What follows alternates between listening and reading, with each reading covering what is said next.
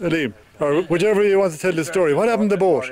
Tell us about the boat. No, I think he told it very well on Westport Radio, I believe, recently. I didn't hear about it, the postman told me. But, he actually mentioned my name, that he nearly drowned me. But, Right, what happened anyway? Tell us the real story now.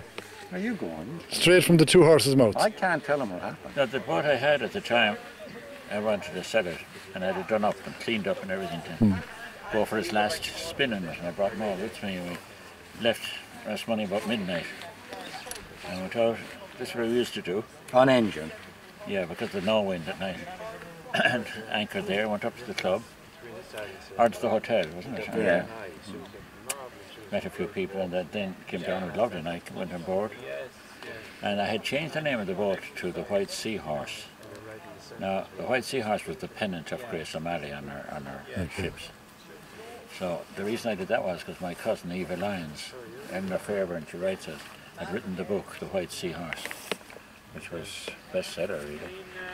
And for that reason I did that. But Grace O'Malley wasn't wearing this, that I was going to sell this boat. So she blew up a storm in the middle of the night and brought rain and mist and everything. And I woke up about 4 or 5 in the morning, and the boat was jumping like a lunatic in the water. Awful noise outside.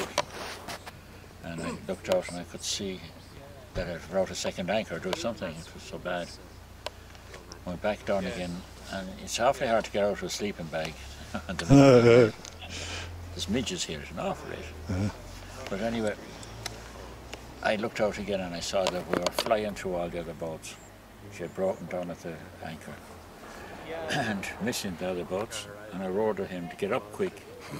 And he used to sleep with his knee in the locker so he wouldn't fall off the bunk.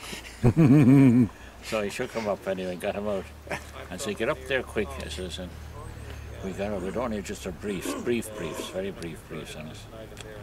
And we left everything behind. And she started hitting for the rocks at the cliff near the hotel. In Clare Island, yeah?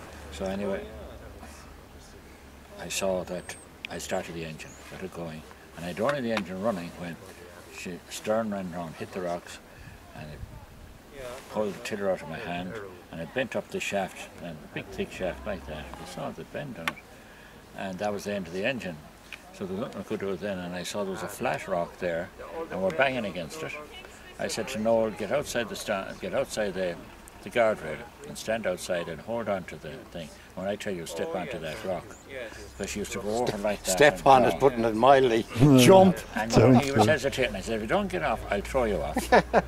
Like there was a beach in there, he said, you'd have to swim for it. But, anyway, the boat went over on its side again, and Noel hanging on. And down he went. Still, he didn't step onto the rock, just hung onto the rail. And all of it was his two hands were sticking up out of the water. Getting serious. I thought you were going to be crushed between the rock and the boat. But he came up and left him gently on the rock anyway. Well, not that gently, but anyway, we won't go there. And then I stepped off and we climbed up this goat track up the side of the other thing and up to the hotel, and it was closed. But the side glassed in area was open. Went in there. There was a fella sleeping on a sofa. He had been playing music the night before. And he had told me I did his wedding. He married he was a guard, the sergeant's son or something. So I said, walk him up, quick. First we're going to take his clothes, but he was too small. So I said, there's a bike outside, run down quick to the harbour and get help. And sure, he was halfway down, he says when he woke up, was he having a nightmare?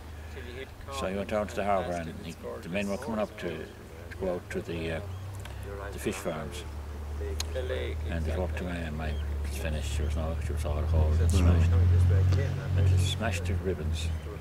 And when did all this happen? How long was that? About 20 years ago? Don't remember the date, no?